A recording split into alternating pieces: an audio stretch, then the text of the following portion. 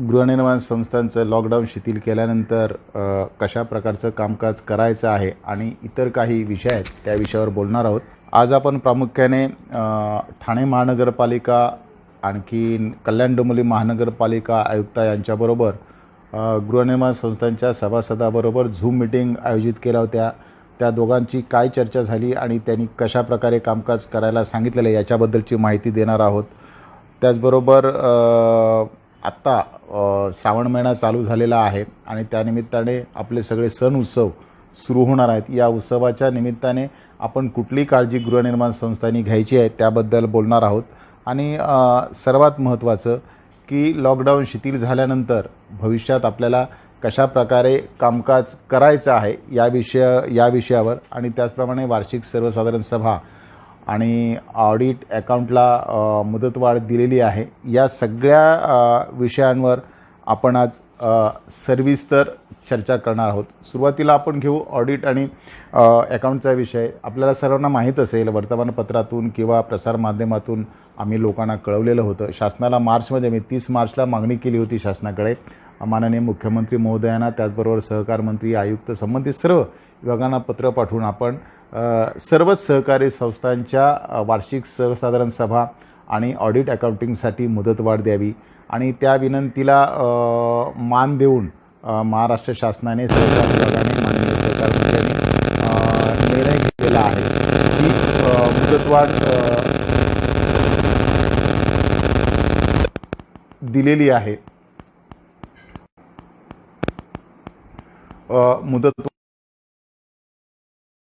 ही मुदतवाढ अशा प्रकारे आहे की तुम्हाला ऑडिट आणि अकाउंटच्या संदर्भात लेखापरीक्षण सादर करण्यासाठी 31 डिसेंबर 2020 पर्यंत मुदत दिलेली आहे आणि वार्षिक सर्वसाधारण सभा घेण्यासाठी 31 मार्च 2021 पर्यंत मुदतवाढ दिलेली आहे। या कालावधीमध्ये आपण सर्वांनी आपापलं ऑडिट असेल, अकाउंटिंग असेल ते 31 डिसेंबरच्या अगोदर पूर्ण करायचं आहे आणि त्याच्या अगोदर शासनाला सादर करायचं आहे आणि वार्षिक सर्वसाधारण सभा ही 31 मार्चपर्यंत आपण कधीही घेऊ शकता। यामुळे भरपूर मदत आपल्याला अवधी मिळालेला आहे, त्यामुळे काही काळजी करायची कारण नाही। त्याचबरोबर दुसरं असं, काही गृहनिर्माण संस्थांनी जे ऑडिटर नेमलेले आहेत गेल्या वर्षीच्या वार्षिक सर्वसाधारण सभेमध्ये नेमले असतील आणि ते काही कारणानिमित्त आपलं ऑडिट अकाउंट करू शकणार नसतील तर अशांचं पत्र घ्या, आम्ही काही करू शकणार नाही म्हणून, आणि त्यासंबंधीचं तुम्ही नवीन ऑडिटर आम्हाला द्या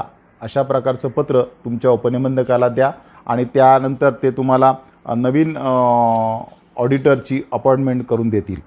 दुसरा महत्त्वाचा मुद्दा की काही गृहनिर्माण संस्था आत्ता 31 मार्च झाल्यानंतर किंवा त्याच्या अगोदर लोकांना पगार मिळत नाही आहे, उत्पन्न कमी झालेलं आहे, काही लोकांचा अर्धा पगार मिळतो आहे, व्यवसाय उद्योगधंदे बंद आहेत।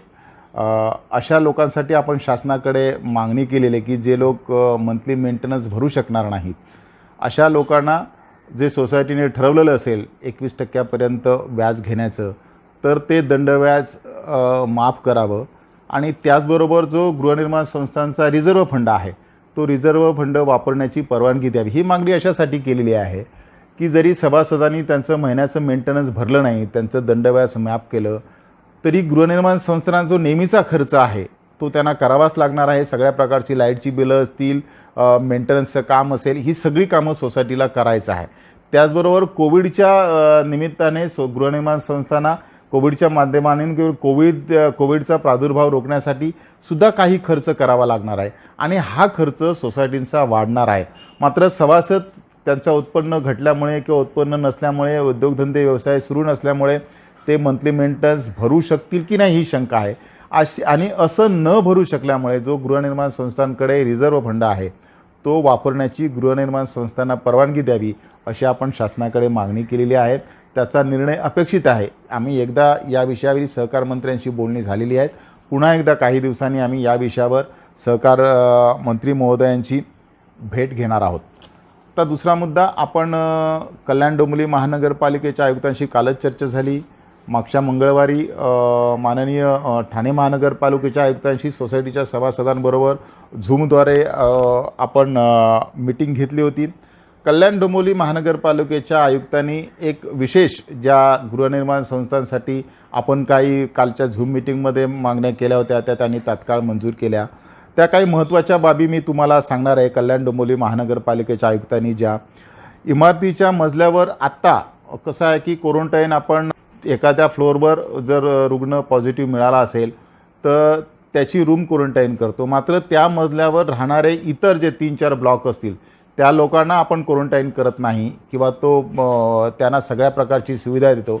त्यामुळे कोरोनाचा प्रादुर्भाव वाढण्याची शक्यता आहे आणि ही शक्यता गृहीत धरून कल्याण डोंबिवली महानगरपालिकेने असा निर्णय घेतला आहे की एखाद्या फ्लोअरवर जर पॉझिटिव्ह रुग्ण आढळला असेल तर त्या मजल्यावर असलेल्या इतर सभासदांना आणि सभासदाच्या कुटुंबियांना महानगरपालिकेच्या वतीने क्वारंटाईन करण्यात येईल. जर त्यांचे flat 2 room 3 room kitchen bedroom kitchen असतील तर त्यांचं होम क्वारंटाईन तिथे केली जाईल आणि जर नसतील तर महानगरपालिकेने क्वारंटाईनची व्यवस्था केलेली आहे, तिथे त्यांची व्यवस्था करता येईल. यामुळे कोरोनाचा प्रादुर्भाव कमी होण्यास मदत होईल असं. आणि जे हे सभासद ऐकणार नाहीत त्यांच्यावर कदाचित वेळ पडली तर गुन्हेसुद्धा 188 अन्वये दाखल केले जातील असा निर्णय महानगरपालिकेने घेतला आहे आणि तो सर्वांच्या गृहनिर्माण संस्थांच्या सभासदांच्या दृष्टिकोनातून चांगला आहे. कदाचित सोसायटीचे सभासद की आजूबाजूला राहणारे याला विरोध करतील, पण आपल्याकडे पर्याय नाही आहे, कारण कोरोनाचा प्रादुर्भाव रोखणं, थांबवणं किंवा कमी करणं हे सगळ्या अधिकाऱ्यांचं किंवा शासनाचं आता जबाबदारी बनलेली आहे, म्हणून हे पाऊल त्यांनी घेतलेले आहे. त्याच्यानंतर जर कल्याण डोंबिवलीच्या आयुक्त साहेबांनी मेमध्ये परिपत्रक तारीख माझ्या लक्षात नाही परिपत्रक काढलं होतं की त्यांनी गृहनिर्माण संस्थांना आवाहन केलं होतं की क्वारंटाईन केअर सेंटर जर सोसायट्या स्वतः करू शकत असतील तर त्या ठिकाणी लागणारी औषधं किंवा डॉक्टर ही सगळी मदत कल्याण डोंबिवली महानगरपालिका करेल आणि गृहनिर्माण संस्थांनी जर त्यांच्याकडे मोकळी जागा हॉल असेल किंवा क्लब हाऊस असेल किंवा मल्टीपर्पज हॉल असेल अशा ठिकाणी गृहनिर्माण संस्थांनी जर व्यवस्था केली तर त्या ठिकाणी लागणारे डॉक्टर्स, इतर औषधोपचार सर्व व्यवस्था कल्याण डोंबिवली महानगरपालिकेच्या वतीने करण्यात येईल. अशा या 2 महत्त्वाच्या सूचना त्यांनी केल्या आहेत. आम्ही त्यांना सूचना केली होती की प्रत्येक महानगरपालिकेने प्रभाग वाईज किंवा वार्ड वाईज कोरोना समिती तयार केलेली आहे. कल्याण डोंबिवली महानगरपालिकेच्या हद्दीमध्ये सुद्धा अशा कोरोनाच्या बाबतीत कमिट्या तयार केलेल्या आहेत. या कमिट्यांमध्ये ज्या गृहनिर्माण संस्थांची स्थानिक फेडरेशन आहेत किंवा असोसिएशन आहेत अशा असोसिएशनच्या सभासदांना किंवा पदाधिकाऱ्यांना जर या कमिटीमध्ये समाविष्ट करून घेतला तर रुग्ण आणि महानगरपालिका यांच्यामध्ये संवाद वाढेल आणि त्या माध्यमातून महानगरपालिकेला काम करायला सोपं जाईल आणि गृहनिर्माण संस्थांच्या पदाधिकाऱ्यांना काही अडचण येणार नाही आणि ते आयुक्त साहेबांनी मान्य करून अशा समितीमध्ये या गृहनिर्माण संस्थांच्या प्रतिनिधींना किंवा असोसिएशनच्या प्रतिनिधींचा समावेश केला जाईल आणि तात्काळ याबाबतचे आदेश काढू असं आयुक्त साहेबांनी सांगितलेलं आहे. त्याच्यानंतर कोरोनाबाबतची अंमलबजावणी करणाऱ्या सोसायटीने जर एखादा काही ठिकाणी तक्रारी आहेत, आम्हाला रोज येत आहेत फोन करून की एखाद्या घरामध्ये ब्लॉकमध्ये सदनिकेमध्ये एखादा पेशंट पॉझिटिव्ह मिळतो, मात्र तो शासनाने घालून दिलेल्या अटी किंवा बंधनं पाळत नाहीत. काय बंधनं आहेत तर त्याने 7 दिवस किंवा 14 दिवस डॉक्टरांनी ज्याप्रमाणे सल्ला दिला असेल तितके दिवस त्याने होम क्वारंटाईन करायचं आहे. त्याचबरोबर त्याच्या कुटुंबातल्या लोकांनी सुद्धा होम क्वारंटाईन करायचं आहे. कुटुंबात त्यांच्या व्यवस्था नसेल तर महानगरपालिकेने ठरवलेल्या ठिकाणी त्याने होम क्वारंटाईन व्हायचं आहे. मात्र असं न करता असे रुग्ण किंवा रुग्णाचे नातेवाईक ते सोसायटीत फिरतात किंवा बाहेर फिरतात आणि अशा रुग्णांमुळे याचा कोरोनाचा प्रादुर्भाव ते ज्या ज्या ठिकाणी जातील अशा लोकांना संसर्ग होण्याची शक्यता आहे. मात्र असे जर सभासद सोसायटीच्या पदाधिकाऱ्यांचं ऐकत नसतील, होम क्वारंटाईन होणार नसतील तर त्यांच्यावर महानगरपालिकेला कळवलं तर महानगरपालिका त्यांची व्यवस्था करेल किंवा महानगरपालिका सुद्धा त्यांच्यावर गुन्हे दाखल करतील अशा प्रकारचं त्यांनी आश्वासन दिलेलं आहे. दुसरा मुद्दा, ठाणे महानगरपालिकेच्या आयुक्तांनी सुद्धा अशा बऱ्याच सूचना आपल्याला केलेल्या आहेत. त्यांनी सोशल डिस्टन्स ते मी शेवटी सगळ्या कॉमन मुद्द्यामध्ये सांगणार आहे, पण एक मुद्दा ठाणे महानगरपालिकेच्या बाबतीत आपल्या सगळ्यांच्या समोर मी निदर्शनास आणून देऊ इच्छितो की गेले 3-4 दिवस प्रसारमाध्यमातून किंवा वर्तमानपत्रातून अशा बातम्या येत आहेत की गृहनिर्माण संस्थांनी क्वारंटाईन केअर सेंटर करावं किंवा पदाधिकाऱ्यांनी सर्व सभासदांचं येणाऱ्या माणसांचं थर्मल गणने त्यांची ताप तपासावा किंवा ऑक्सिमीटरने त्यांची ऑक्सिजन लेवल तपासावी, ही सगळं पदाधिकाऱ्याने काम करावं असं महानगरपालिकेच्या आयुक्ताने आदेश दिलेले आहेत. प्रत्येक महानगरपालिकेच्या प्रभाग समितीच्या सहाय्यक आयुक्तांना आदेश दिले आहेत. अशा प्रकारच्या बातम्या प्रसारमाध्यमांवर येत आहेत. मात्र आयुक्तांनी केलेल्या चर्चेमध्ये अशी कुठलीही त्यांनी सूचना केलेली नाही.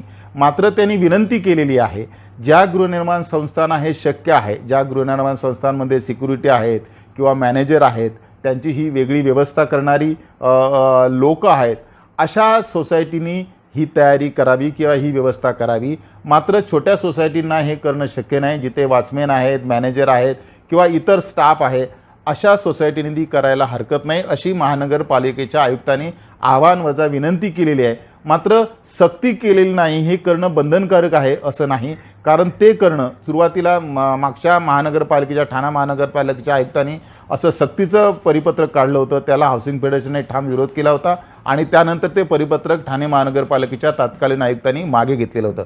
आतासुद्धा या विषयावर आयुक्त साहेबांशी आम्ही चर्चा केली. झूम मिटिंगच्या अगोदर या सगळ्या विषयावर आम्ही चर्चाही केली होती. त्यावेळीसुद्धा आयुक्तांनी रिक्वेस्ट केली होती की सोसायटीने हे केलं तर त्यांच्या दृष्टिकोनातून, सोसायटीच्या सभासदांच्या दृष्टिकोनातून ते उपयुक्त होईल. म्हणून ज्या गृहनिर्माण संस्थांना शक्य आहे त्यांनी ते करावं. मात्र अशी सक्ती करता येणार नाही आणि तसं आयुक्त साहेबांनी सांगितलेलं सुद्धा नाही. वर्तमानपत्रामध्ये ह्या बातम्या कशा प्रकारे आल्या त्याचं ते मला काय माहिती नाही, पण आल्या त्याबद्दल मी तुम्हाला, याबद्दल बऱ्याच लोकांनी माझ्या व्हॉट्सअप ग्रुपवर किंवा फेसबुकवर याबद्दल लिहिलं आहे की साहेब ही सक्ती कशी करतायत, आम्हाला ते जमणार नाही किंवा आमच्याकडे सिनियर सिटीजन आहेत, हे कोण करणार आहेत. त्यामुळे हे असं ज्यांनी म्हणणं मांडलं आहे, मत मांडलं आहे, त्यांचं म्हणणं बरोबर आहे. काही गृहनिर्माण संस्थांचे पदाधिकारी आपले सिनियर सिटीजन आहेत आणि पदाधिकारी हे जबाबदारी घेऊ शकणार नाहीत. प्रत्येकाच्या घरात जाऊन त्यांचं ताप घेणं, ऑक्सिजन लेवल घेणं हे शक्य नाही. मात्र ज्या गृहनिर्माण संस्थांना ते शक्य आहे त्यांनी ते 100% करावं असं आयुक्ताने सांगितलेलं आहे. आता मी सोसायटीनी या सगळ्या लॉकडाऊनच्या आता लॉकडाऊन बऱ्यापैकी काही प्रमाणात शिथिल केलेला आहे. त्यामुळे तुमच्या सोसायटीतले कर्मचारी असतील, उद्योग व्यवसाय करणारे उद्योजक असतील, व्यावसायिक असतील, शासकीय अधिकारी कर्मचारी असतील, हे काही प्रमाणात तुमच्या सोसायटीतून बाहेर जाणार आहेत, बाहेर पडणार आहेत. आणि अशा लोकांना आपण आता थांबवता येणार नाही, कारण की हे किती दिवस आपण सगळा अर्थव्यवस्था बंद ठेवणार आहोत. जर आपण बाहेर पडलो नाही तर कदाचित लोक वैतागून निर्णय घ्यायला सुरुवात करतील. म्हणून शासनाने सुद्धा तो विचार करून लॉकडाऊनमध्ये शिथिलता आणलेली आहे. भविष्यात या लॉकडाऊनमध्ये आणखी किती प्रमाणात शिथिलता मिळेल, कशा प्रकारे होईल हे आपल्याला आत्ता सांगता येणार नाही.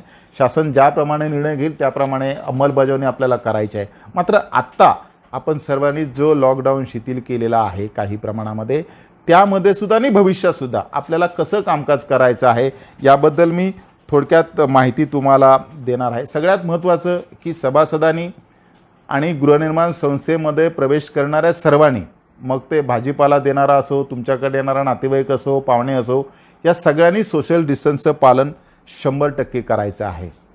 मास्क तर सोसायटीतल्या प्रत्येकाने लावायचं आहे. सोसायटीत प्रवेश करणारा जर सोसायटीला शक्य असेल तर याविषयी सोसायटीने दंडाची प्रोव्हिजन केली तरी हरकत नाही. जर मास्क सोसायटीच्या आवारामध्ये फिरताना एखाद्या सभासदाने किंवा सभासदाच्या कुटुंबियाने मास्कचा वापर केला नाही तर अशाला तुम्ही दंड, कारण शासनाने सुद्धा काही ठिकाणी 1000 रुपये दंड लावला आहे, काही ठिकाणी 500 रुपये दंड लावला आहे.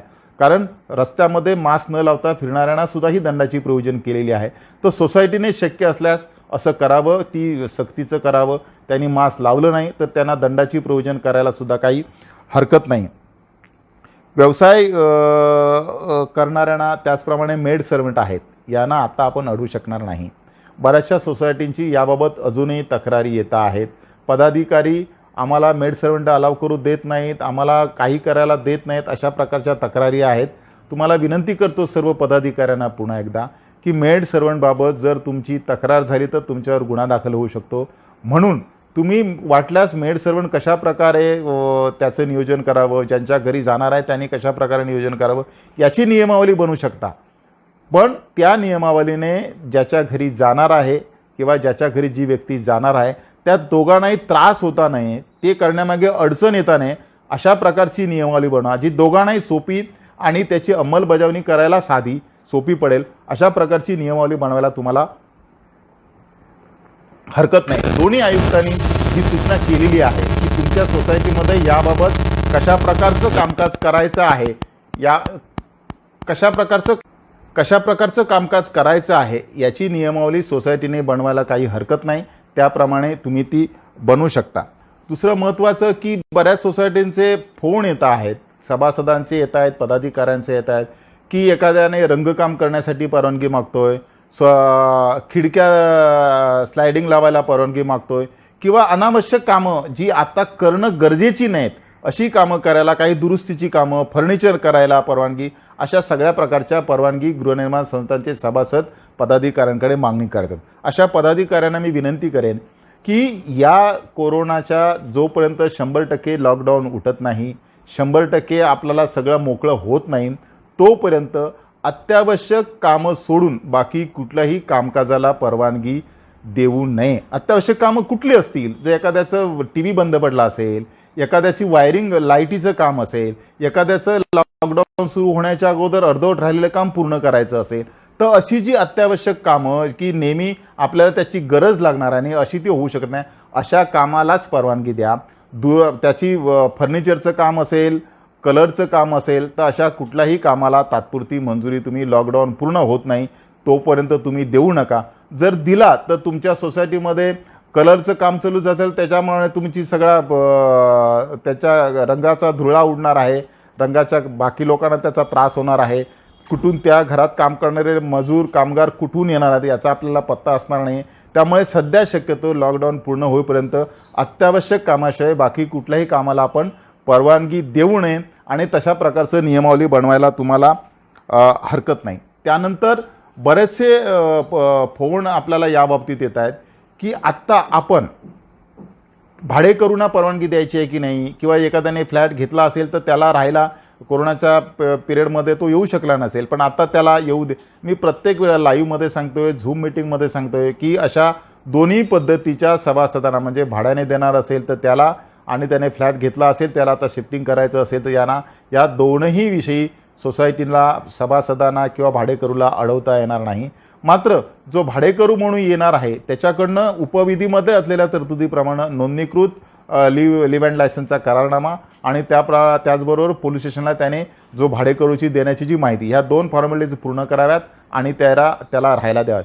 काही लोकांच्या तक्रारी सभासद पदाधिकाऱ्यांच्या अशा की त्यांनी आमची परवानगी घेतली नाही, आमच्याकडे परवानगी मागितली नाही, तर अशी परवानगी लिव्ह अँड लायसन्सची भाडेकरू ठेवताना परवानगीची उपविधीमध्ये तरतूद नाही, जी होती ती शासनाने रद्द केलेली आहे काही वर्षांपूर्वी, त्यामुळे आता तशी मागणी करता येणार नाही। मात्र जो येणार आहे भाडेकरू किंवा राहायला, त्याने एक विनंतीपत्र त्याच्याकडून घ्यावी की तो कुठल्या दिवशी येणार आहे, कुठच्या वेळेला येणार आहे, त्याने 1-2 दिवस अगोदर म्हणजे सोसायटीला त्याप्रमाणे जर सोसायटीची सिक्युरिटी व्यवस्था असेल त्या लोकांना त्याची माहिती देता येईल आणि बाकीची व्यवस्था त्या कालावधीमध्ये मोकळ्या जागेमध्ये कोणी फिरू नये, त्यांच्या व्यतिरिक्त कोणी असू नये, ही व्यवस्था गृहनिर्माण संस्थांच्या पदाधिकाऱ्यांना करता येईल। त्यासाठी त्यांनी एका दुसरा दिवस फक्त सोसायटीला माहिती द्यावी की आपण कधी शिफ्ट करतोय आणि कधी प्रवेश करणार आहे। ती जर दिली तर बाकीची कामं तुम्हाला करायला सोपं जाईल। ठाणे महानगरपालिकेच्या आयुक्तांनी सोसायटीच्या पदाधिकाऱ्यांना किंवा सभासदांना एक विनंती केलेली आहे की तुमच्या सोसायटीत काही दुरुस्तीची कामं असतील, उदाहरणार्थ टीव्ही असेल, लाईटची संदर्भात दुरुस्तीची कामं असतील, तर प्रत्येकजण वेगवेगळ्या वायरमॅनला किंवा वेगवेगळ्या त्या टेक्निशियनला बोलवतो। तसं न करता शक्य असेल तर अशी कामाची कोणाकोणाची करायची त्याची लिस्ट बनवा आणि एकाच टेक्निशियनला बोलवून ती कामं त्याला करायला द्या, म्हणजे तुमच्या सोसायटीत अनेक लोकांचा प्रवेश होणार नाही आणि त्या निमित्ताने प्रादुर्भाव जो होतो किंवा होण्याची शक्यता असते ती कमी होईल किंवा ती होणार नाही। म्हणून आयुक्तांनी असा विषय केलेला आहे की असं जर एकाच प्रकारची कामं असली तर अनेक कॉन्ट्रॅक्टरना किंवा अनेक तज्ज्ञांना न बोलवता एकालाच बोलून सगळ्यांनी त्याच्याकडनं कामं करून घ्यावीत अशी त्यांनी विनंती केलेली आहे। आणि ही विनंती नाही, सूचना केलेली आहे। ही सूचना अत्यंत उपयुक्त आणि चांगली आहे। गृहनिर्माण संस्थांच्या पदाधिकाऱ्यांनी या गोष्टीचा विचार करायला हरकत नाही। मग त्याच्यावर लोकांच्या तक्रारी येऊ शकतात, हा माझा ओळखीचा आहे, तो पैसे कमी घेतो, तो माझा नातेवाईक आहे, तो माझे पैसे कमी घेतो। हरकत नाही, तुम्ही सगळ्यात जास्त दर असेल अशा माणसाला कामं द्या, मात्र वादंग याबाबतीत होऊ नयेत याची काळजी घ्या। दुसरं की दोन्ही आयुक्तांनी, कल्याण डोंबिवली आणि ठाणे महानगरपालिकेच्या आयुक्तांनी आपल्याला अशी विनंती केलेली आहे की शक्य असल्यास, मी सुरुवातीला ज्याप्रमाणे बोललो, शक्य असल्यास गृहनिर्माण संस्थांच्या सभासदांचं आणि संस्थेमध्ये येणाऱ्या इतर लोकांचं तुम्ही थर्मल गनने त्यांचं ताप तपासा किंवा ऑक्सिमीटरने त्याने ऑक्सिजनची लेवल तपासा. यामुळे असं होईल की एखादा खरोखरच रुग्ण आहे, त्याचा ताप जास्त आहे, तर त्याला आपल्याला प्रवेश देता येणार नाही किंवा त्याला सांगता येईल तुला प्रवेश आम्हाला या कारणामुळे देणार नाही. ऑक्सिजन लेवलची जर सिनियर सिटीजनची वगैरे ऑक्सिजन लेवल कमी असेल किंवा तर त्यांनासुद्धा या पद्धतीने. आणि ही सूचना उपयुक्त आहे मी अशासाठी म्हणेन की सोसायटीला जमलं नाही तर सभासदांनी आपल्या घरामध्ये जर सिनियर सिटीजन असतील, ज्यांना कोणाला दम्याचा किंवा अशा प्रकारचे त्रास असतील, त्यांनी या 2 वस्तू आपल्या घरी ठेवाव्या आणि त्याची दिवसातून कमीत कमी 1-2 वेळा आपण त्याची तपासणी किंवा चेक करावं. स्वतः करायला काही हरकत नाही. आणि जर तुम्हाला ऑक्सिजन लेवल कमी असेल वाटलं तर महानगरपालिकेशी तात्काळ संपर्क साधावा. जर त्याला 2 दिवस कंटिन्यू ताप येत असेल, 100 पेक्षा 101 पेक्षा त्याचं तापमान जास्त असेल, तर आपण महानगरपालिकेला कळू शकतो. या माध्यमातून तुमच्या घरातल्या माणसाला होणारा त्रास आपण कमी करू शकतो. कारण एकदम आपण जास्त होतं, आपल्याला कळतं त्यावेळी कदाचित उशीर झालेला असतो. आपल्याला हॉस्पिटलमध्ये बेड्स सगळ्या ठिकाणी, संपूर्ण महाराष्ट्रामध्ये किंवा देशामध्ये म्हणा, या कोरोना पेशंटला हॉस्पिटलमध्ये ताबडतोब बेड उपलब्ध होत नाही. म्हणून ही प्रिकॉशन्स आपण सुरुवातीला घेतला तर पुढच्या 1-2 दिवस या पद्धतीने चौकशी करून, मागणी करून आपल्याला त्याची व्यवस्था करता येईल. म्हणून ही जर शक्य असेल तर घरातून करावी, प्रत्येक सदनिकाधारकाने करावी. नसेल तर सोसायटीने खर्च करून हे जर करता आलं तर सोसायटीने, सगळ्यांची करता नाही आलं तरी सोसायटीमध्ये सिनियर सिटीजन आहेत, वरिष्ठ आहेत, ज्यांना बीपीचा त्रास आहे, ज्यांना शुगरचा त्रास आहे, अशा लोकांची माहिती अपडेट शक्य असेल तर तुम्ही ठेवा. तर जर ठेवला तर त्याचा फायदा तुम्हाला, तुमच्या सोसायटीतल्या सभासदांना आणि सभासदाच्या कुटुंबियांना होऊ शकतो. मात्र याविषयी आपल्याला सक्ती करता येणार नाही, पण स्वतःच्या आणि सोसायटीच्या काळजीसाठी सोसायटीने केल्यास सोसायटीच्याच लोकांना त्याचा उपयोग होईल. तर याबाबीचा विचार करायला आपल्याला हरकत नाही. दुसरं,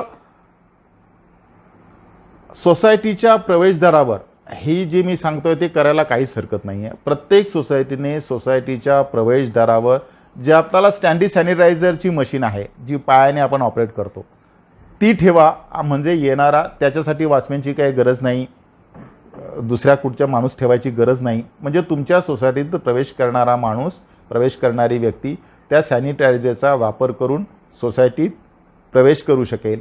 त्याचबरोबर सोसायटीमध्ये एक सक्ती करावी प्रत्येकाला. सुरुवातीला सांगितल्याप्रमाणे सोसायटीच्या मोकळ्या जागेमध्ये, आवारामध्ये, रस्त्यावर, गॅलरीत किंवा जिन्यावर कुठल्याही सोसायटीच्या सभासदाने किंवा सभासदांच्या नातेवाईकांनी थुंकू नये. जो थुंकेल त्याला दंडाची प्रोव्हिजन केली तरी काही हरकत नाही. कारण हा जो प्रादुर्भाव आहे तो थुंकीतून होऊ शकतो असं काही तज्ज्ञांचं, डॉक्टरांचं असं मत आहे. त्यामुळे ही प्रिकॉशनसुद्धा आपण घ्यावी. त्याचबरोबर एक महत्त्वाची सूचना दोन्ही आयुक्तांनी केलेली आहे की सोसायटीच्या मेन एंट्रन्सवर कोरोना संबंधित माहिती, त्याबाबत घ्यायची काळजी, सोसायटीने कोरोनाच्या संदर्भात बनवलेले नियम आणि त्यावर केलेली दंडाची प्रोव्हिजन, त्याचबरोबर महानगरपालिकेच्या अत्यावश्यक सेवेचे फोन नंबर, ह्या सगळ्या माहितीचा बोर्ड जर सोसायटीच्या गेटवर किंवा सर्वांना प्रवेश करताना तो दिसेल अशा जागेवर जर लावला तर त्याचा उपयोग तुमच्या सोसायटीत प्रवेश करणाऱ्या सगळ्यांना त्याची माहिती मिळेल. तुम्ही तुमच्या सोसायटीत प्रवेश करताना मी हे केलं तर मला दंड भरावा लागणार आहे, मी ते केलं तर मला दंड भरावा लागणार आहे, सोसायटीचे हे नियम बनवले ते मला पाळायचे आहेत, अशा प्रकारचं जर बोर्ड, बॅनर जर सोसायटीच्या सर्वांना दिसेल अशा ठिकाणी लावला तर त्याचा 100% उपयोग होईल. आपण तो 100% करावा अशी मी तुम्हाला विनंती करतो. त्यानंतर दोन्ही आयुक्तांनी सूचना केलेली की सोशल गॅदरिंग टाळावं असं सूचना केलेली आहे. शासनाने सुद्धा अशा सोशल गॅदरिंगच्या सगळ्या यांना बंदी केलेली आहे. लग्नासारख्या कार्यक्रमामध्ये सुद्धा आपण 50 माणसांच्या व्यतिरिक्त जास्त जागा घेऊ नये. महेंद्र मोणे यांनी प्रश्न विचारला आहे मला की तुम्ही इलेक्ट्रिशियन आणि प्लंबरला एकालाच का द्यावं. तर ही माझी नाही तर आयुक्तांनी केलेली सूचना आहे. त्यांनी मला मोनेनी प्रश्न विचारला आहे या स्क्रीनवर. तर अशी सूचना आयुक्त साहेबांनी केलेली आहे आणि ती सोसायटीच्या दृष्टिकोनातून फायद्याची आहे आणि म्हणून आयुक्तांनी दिलेली माहिती मी सोसायटीच्या सभासदांपर्यंत पोहोचवतोय. त्याबाबतचा निर्णय घ्यावा किंवा न घ्यावा हे सोसायटीने ठरवायचं आहे. मात्र असं केलं तर ते स्वतः सोसायटीमध्ये कोरोनाचा प्रादुर्भाव कमी करण्यास मदत होईल असं आयुक्त साहेबांप्रमाणे माझंही मत आहे आणि म्हणून मी ती सूचना किंवा आयुक्त साहेबांनी सांगितलेले विचार मी लोकांपर्यंत पोहोचवलेले आहेत. दुसरं, सोशल गॅदरिंग आपण 100% टाळायचं आहे आणि तशा सूचना आपल्याला सर्व शासकीय यंत्रणेने सुद्धा दिलेल्या आहेत. दोन्ही महानगरपालिकेच्या आयुक्तांनी दिलेल्या आहेत. त्याचं बंधन किंवा ती बंधने आपण पाळायची आहेत. दुसरी एक सूचना आहे की आपण ज्या सोसायटीच्या इमारतीमध्ये लिफ्ट आहेत अशावेळी लिफ्टची बटणं असतील किंवा लिफ्टमध्ये असेल किंवा जिन्यावरून जाताना रेलिंग असेल अशा माध्यमातून कोरोनाचा प्रादुर्भाव होण्याची शक्यता आहे आणि अशा ठिकाणी आपण जितका वेळ जमेल तितक्या वेळ ते सॅनिटायझर करून घ्यावं. त्याने प्रादुर्भाव कमी होण्यास मदत होईल. आणि हा जो मुद्दा आहे तो सगळ्या त्या कोरोनाच्या तज्ज्ञांनी सुद्धा हा सांगितलेला आहे. त्यामुळे ते करायला आपल्याला हरकत नाही. सोसायटीच्या आवारामध्ये तुम्ही फवारणी किंवा औषधं हे तुम्हाला शक्य जितकं जास्त कराल तितकं तुमच्यासाठी तो उपयुक्त असेल असं मलाही वाटते आणि ते तुम्ही आपण करावं. त्याचबरोबर तुमच्या सोसायटीमध्ये एखादा रुग्ण पॉझिटिव्ह मिळाला तर बऱ्याच तक्रारी येत आहेत त्याबद्दल की काही लोक त्याच्यावर बहिष्कार टाकल्यासारखं वागत आहेत. असं जर आपण वागत असाल तर ते 100% चुकीचं आहे आणि तो कायद्याने गुन्हाही आहे. आत्ता कोविड जरी असलं तरी आपण असं म्हणू शकत नाही कोविड त्याच्यामुळे मला झाला किंवा माझ्यामुळे त्याला झाला किंवा तो सोसायटीत आला म्हणून मला झाला असं आपण काय कुणाला म्हणू शकणार नाही. त्यामुळे असा जर तुमच्या सोसायटीमध्ये तुमच्या मजल्यावर किंवा तुमच्या आजूबाजूला एखादा पेशंट मिळाला तर त्यातला मदत करण्याची सहकार्याची भावना तुम्ही ठेवा आणि हे आपला सहकारी म्हणून शेजारी म्हणून सुद्धा आपण ते करायला हवं असं सर्वांचंच मत आहे आणि माझंही सुद्धा तेच मत आहे. त्यामुळे अशा एखाद्या पॉझिटिव्ह असेल तर त्याला काहीतरी विशेष झाला आहे त्याला आपण दुर्लक्षित करून चालणार नाही. त्याच्यावर बहिष्कार करून कारण अशा तक्रारी येत आहेत आमच्याकडे की साहेब आम्हाला पाणीसुद्धा देत नाहीत. आमच्याकडे नळाचं पाणीसुद्धा येण्याचं त्यांनी बंद केलं आहे. आमचा कचरा घेऊन जात नाही. अशा प्रकारच्या तक्रारी तक्रारीच्या बाबतीत सुद्धा आयुक्त साहेबांशी आमची चर्चा झाली आणि त्यांनी मीटिंगमध्ये सुद्धा सांगितलेलं आहे. मला 1-2 लोकांनी अशा तक्रारी केल्या होत्या की ज्या सोसायटीमध्ये कोरोना पॉझिटिव्ह पेशंट ज्या फ्लॅटमध्ये मिळाला आहे त्याचा कचरा महानगरपालिकेचे कचरा नेणारे जे कर्मचारी आहेत ते घेऊन जात नाहीत अशी तक्रार केली होती. हा मुद्दा मी आयुक्त साहेबांबरोबर चर्चा केली तर आयुक्त साहेबांनी असं जर असेल तर आम्हाला कळवा.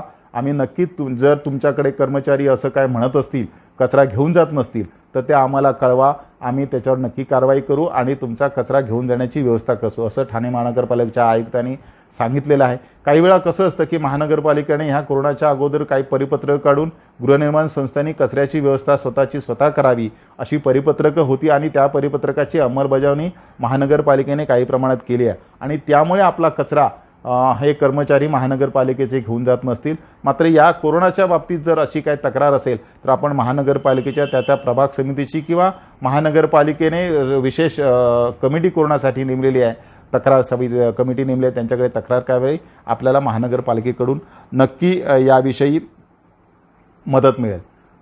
आणखी एक सोसायटीतल्या सोसायटीत तुमच्या जर ज्येष्ठ नागरिक असतील गरोदर महिला असतील लहान मुलं असतील यांची सोसायटीतल्या सभासदांनी स्वतःच्या कुटुंबातल्या असण्याची काळजी तर घ्यायचीच आहे. पण सोसायटीत इतर सभासद यापैकी कोणी ज्येष्ठ नागरिक असतील गरोदर महिला असतील लहान मुलं असतील तर तुमच्या सोसायटीतून जाताना प्रवेश करताना फिरताना किंवा कामानिमित्त बाहेर जाताना या लोकांची विशेष काळजी आपण घ्यायची आहे. आणि असे जी मी आता सांगितलं त्या लोकांची दिवसातनं 2दा तुम्ही सकाळ संध्याकाळ ह्या दोन्ही टेस्ट त्यांचं ताप आणि ऑक्सिजन लेवल आपण तपासावी म्हणजे त्यांच्या आरोग्याला होणारा त्रास तुम्हाला कळेल. जर दुर्दैवाने असा काय लक्षणं तुम्हाला दिसली तर त्यांच्यावर ताबडतोब तुम्हाला औषधोपचार करता येईल. म्हणून ह्या 3 विषयातल्या लोकांची खास विशेष करून आपण काळजी घ्यायची आहे.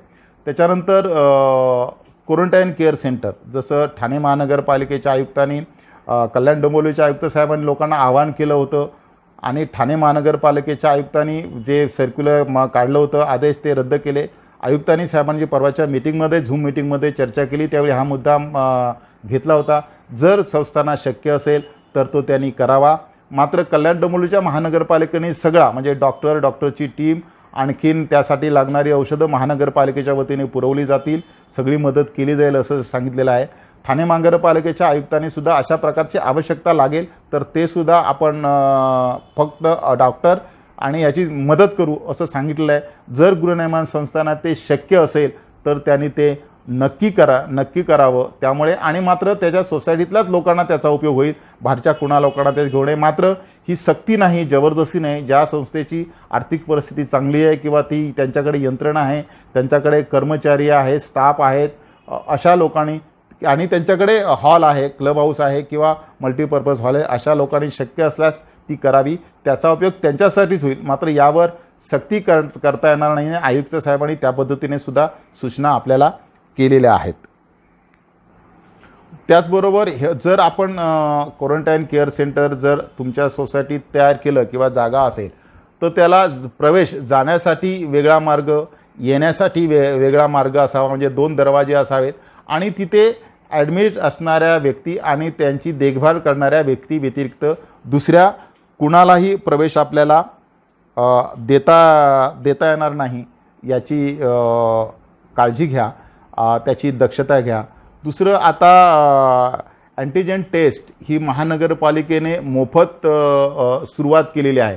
तुमच्याकडे सोसायटीमध्ये प्रवेश करणारे भाजीवाले असतील किंवा प्लंबर किंवा इलेक्शन काम करणारी माणसं असतील किंवा सोसायटीतल्या सर्व सभासदांनी ती जर करून घेतली तर तो उपयुक्त आहे.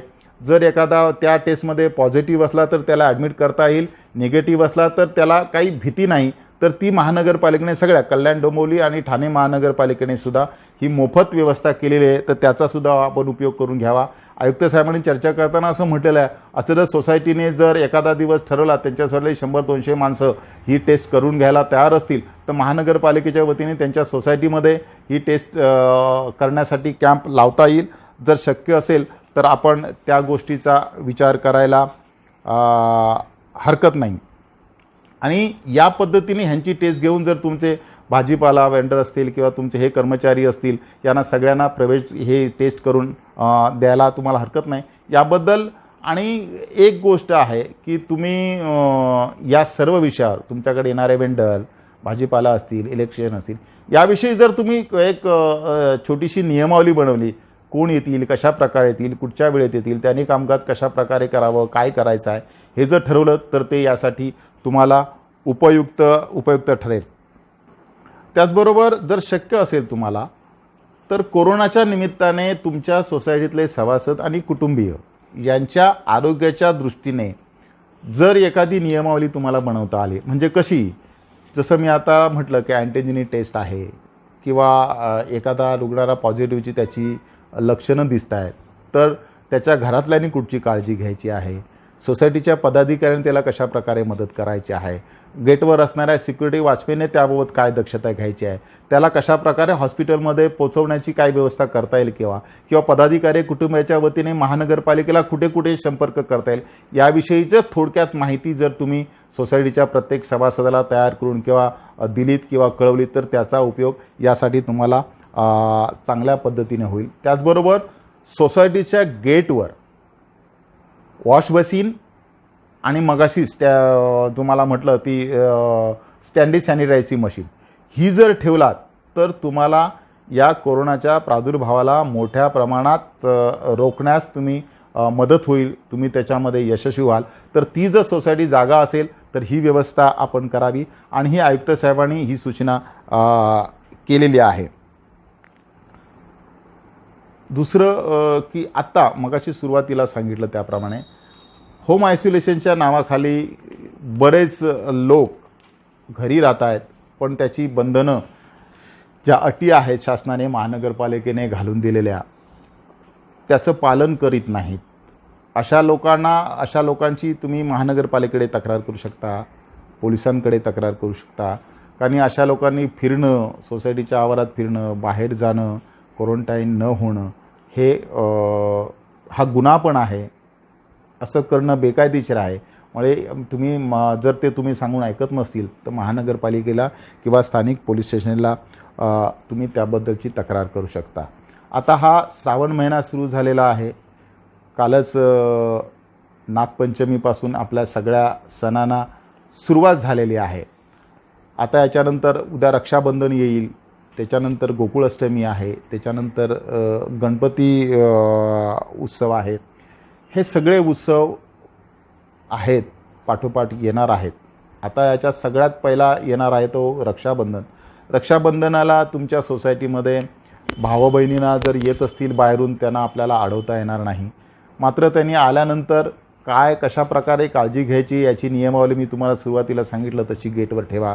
म्हणजे येणाऱ्या माणसाने, भाऊ असेल बहीण असेल, त्याने वॉशबेसिनला हात धुवायचे आहेत, सॅनिटरीचा वापर करायचा आहे, सोसायटीच्या आवारात थुंकायचं नाही, त्याने लिफ्टमध्ये जाताना सॅनिटायझर लावून त्याचं लिफ्टचं बटन दाबायचं आहे.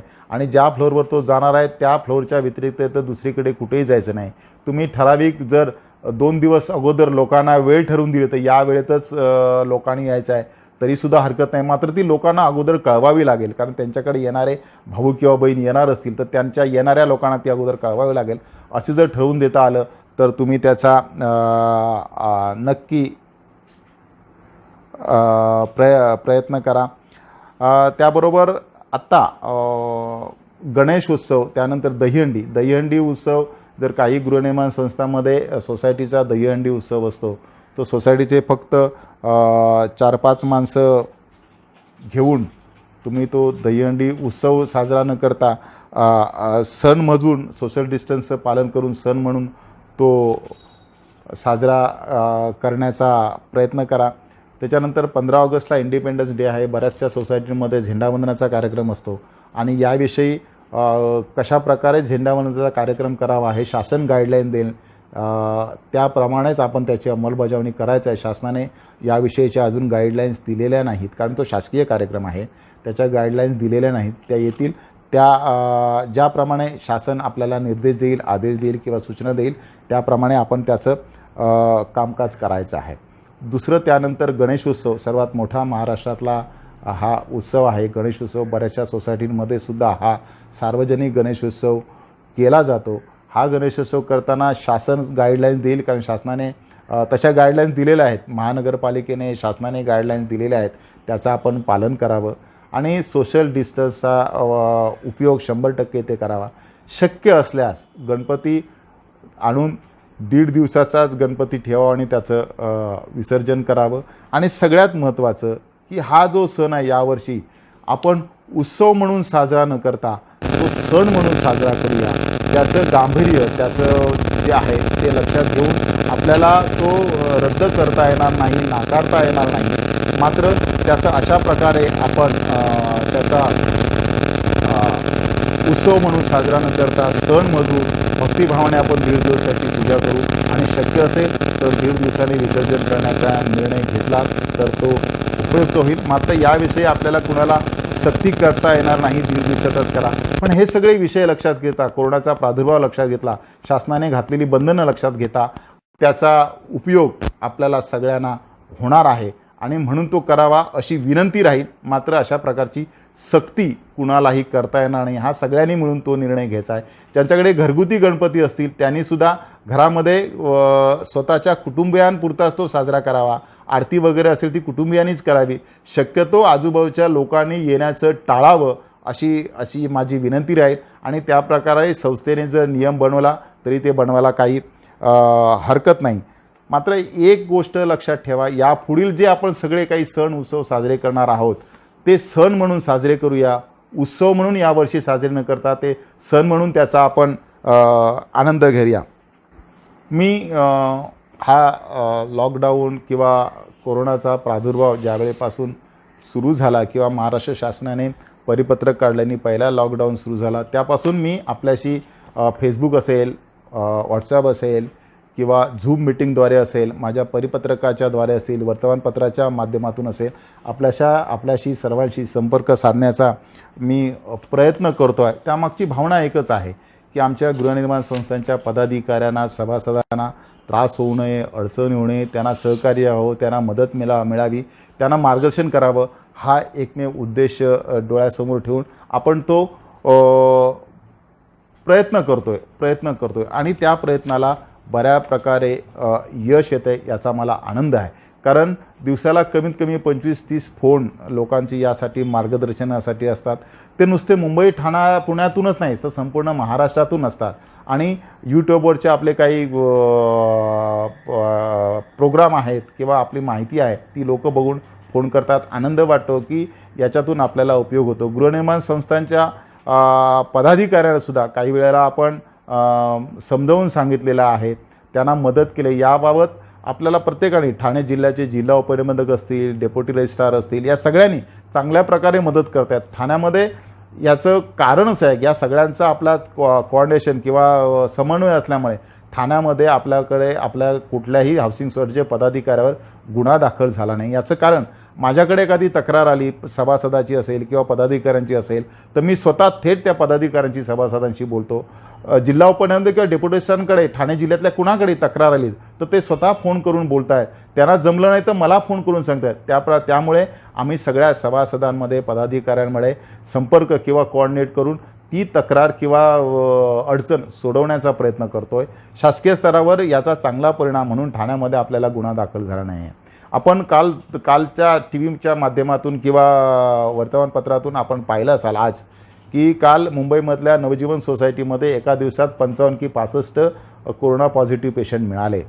याचं कारण असं की लॉकडाऊन शिथिल झाल्यानंतर वर्तमानपत्रामध्ये किंवा काही माध्यमांमधून गृहनिर्माण संस्थांच्या पदाधिकाऱ्यांवर वेगवेगळे आरोप करण्यात आले.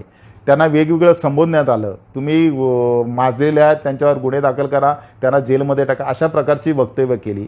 आणि त्यामुळे काही सभासद, पदाधिकारी आमचे नाराजसुद्धा झाले. आता मला एक फक्त या निमित्ताने तुम्हाला सगळ्यांना सांगायचं आहे, आणि असं जर ज्यांनी वक्तव्य केले आहे की पदाधिकाऱ्यांना जेलमध्ये टाका, ते माजलेले आहेत, त्यांना मी सांगू इच्छितो, ही जी नवजीवन सोसायटीची जी परिस्थिती झाली आहे ती कशामुळे झाली आहे तर त्या सोसायटीमध्ये व्यवस्थापन किंवा ही बंधनं शिथिल केली. त्यांच्यावर कोणाचंही बंधन राहिलं नाही, त्यांच्यावर कोणाचंही कंट्रोल राहिलं नाही, म्हणून दिवसाला 55 किंवा 65 लोक त्या सोसायटीमध्ये मिळाले. तर ह्यामुळे एक मुद्दा लक्षात घ्या, जर आमच्या महाराष्ट्रातल्या 1,10,000 गृहनिर्माण संस्थांनी अशी मोकळीक दिली असती, सोसायटीतल्या सभासदांना, पदाधिकाऱ्यांनी किंवा येणाऱ्या कुणालाही अशी मोकळीक दिली असती, तर आज त्या महाराष्ट्रामध्ये कोरोनाची परिस्थिती किती प्रमाणात बिघडली असती हे मी सांगू इच्छितो. जे सोसायटीच्या पदाधिकाऱ्यांना नावं ठेवतात, वेगवेगळ्या प्रकारे त्यांना दोषी ठरवतात, अशा लोकांना मी सांगू इच्छितो की सोसायटीच्या पदाधिकाऱ्यांनी ही यंत्रणा सगळी चांगल्या प्रकारे आपल्या सोसायटीमध्ये राबवली, म्हणून सोसायटीमध्ये, महाराष्ट्रामध्ये, मुंबईमध्ये, पुण्यामध्ये कोरोनाचा प्रादुर्भाव गृहनिर्माण संस्थांमध्ये कमी झाला आहे. याचं उदाहरण कालच्या नवजीवन सोसायटीच्या उदाहरणावरून आपल्याला लक्षात येईल. म्हणून तुम्हालासुद्धा मी सर्वांना विनंती करतो, कोणी काही म्हटलं तरी आपल्याला कोरोनाला रोखायचं आहे, कोरोनाला थांबवायचं आहे. या निमित्ताने म्हणून हाऊसिंग फेडरेशनने सुद्धा यात पुढाकार दरवेळेला, प्रत्येक वेळी ठाणे हाऊसिंग फेडरेशनने किंवा राज्य हाऊसिंग फेडरेशनने यात पुढाकार घेऊन मदत करण्याचं, सहकार्य करण्याचं धोरण आखलेलं आहे. आता आमचं कालच्या पुन्हा आमचं ऑफिस ठाणा डोंबिवलीचं चालू झालेलं आहे. ज्यांना काही आवश्यकता असेल त्या दोन्ही ऑफिसशी संपर्क साधू शकतात. मात्र ठाणे ऑफिसचे लँडलाईन, MTNLचे तिन्ही फोन बंद आहेत. गेले 15 दिवस ते बंद आहेत. आम्ही सुरुवातीला ज्यावेळी चालू झालं त्यावेळी तक्रार केली, पण अजून त्यांच्याकडे माणसं नाही, टेक्निशियन आहे म्हणून आलेले आहेत, अजून ते बंद आहेत. आमच्या व्हॉट्सअपचा नंबर आहे, त्या नंबरवर तुम्ही संपर्क साधून काय तुमची अडचण असतील, मेल ID आहे, तुम्ही संपर्क साधा. आता हाऊसिंग फेडरेशनने ज्यांना स्टेशनरी हवी आहे ती कुरिअरच्या माध्यमातून आपण पाठवतो आहे. ज्यांनी मोबाईल नंबरवर किंवा आमचा जो व्हॉट्सअपचा नंबर आहे त्यावर करून तुम्ही किंवा मेल करून तुम्हाला स्टेशनरीची जी आवश्यकता असते माहिती कळवा. त्याचे पैसे किती असतील ते तुम्हाला कळवले जाईल, ते तुम्ही ऑनलाईनने पेमेंट करा. त्यानंतर कुरिअरने तुम्हाला स्टेशनरीची डिलिव्हरी केली जाईल. पोस्ट ऑफिस बंद असल्यामुळे आमची पत्रं जात नाही आहेत. कदाचित 2-4 दिवसापासून पूर्ण आता पोस्ट चालू आहे ते फक्त 10% कर्मचारी येत आहेत. काही दिवसानंतर पूर्ण चालू होईल. आम्ही पत्र तयार केलेली आहेत. जवळजवळ 10,000 पत्र आहे. ती पत्र आम्ही टाकू, ती तुम्हाला मिळतील. फेडरेशनने जी काही नवीन कामं चालू केली त्याबद्दलची त्याच्यात माहिती दिलेली आहे. जे फेडरेशनचे सभासद नसतील त्यांनी सभासद व्हा अशी मी तुम्हाला विनंती करतो. त्याचबरोबर कोरोना हा एक असा विषय आहे आत्ता आपल्या प्रत्येकाच्या डोळ्यासमोर नजरेसमोर की विचित्र प्रकारे लोक रिॲक्ट होत आहेत.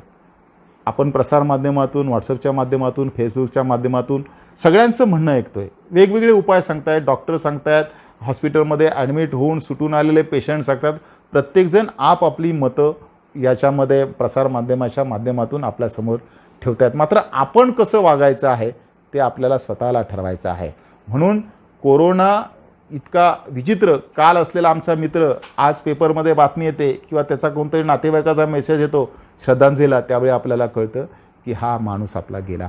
इतकी वाईट परिस्थिती आपण आमच्या या पिढीने कधी पाहिलेली नाही. इतकी भयंकर आणि वाईट परिस्थिती आमच्या घरातल्या कुटुंबातला एखाद्या माणसाचा या कोरोना पॉझिटिव्हने मृत्यू झाला तर त्याला आम्ही शेवटचं दर्शनसुद्धा आपल्याला घेता येत नाही. इतकी भयानक परिस्थिती आपण कधी पाहिली नाही, अनुभवली नाही. फक्त आपल्याला आपला नातेवाईक गेला, आपला मित्र गेला, आपला कोणी सगळा गेला तर व्हॉट्सअपच्या प्रसारमाध्यमाच्या माध्यमातून आपल्याला कळतं. इतकी भयानक परिस्थिती आहे. त्यामुळे आपण प्रत्येकाने आपल्याला जपूया, स्वतःला जपूया, स्वतःच्या कुटुंबाला जपूया आणि या सगळ्याच्या माध्यमातून स्वतःची गृहनिर्माण संस्था जे आपलं खरं कुटुंब आहे त्या कुटुंबाची आपण सर्वांनी काळजी घेऊया. एक विनंती करतो या निमित्ताने आपण सगळ्यांनी एकोप्याने, समजुतीने, तक्रार न करता राहूया आणि या कोरोनावर मात करूया. नमस्कार, धन्यवाद.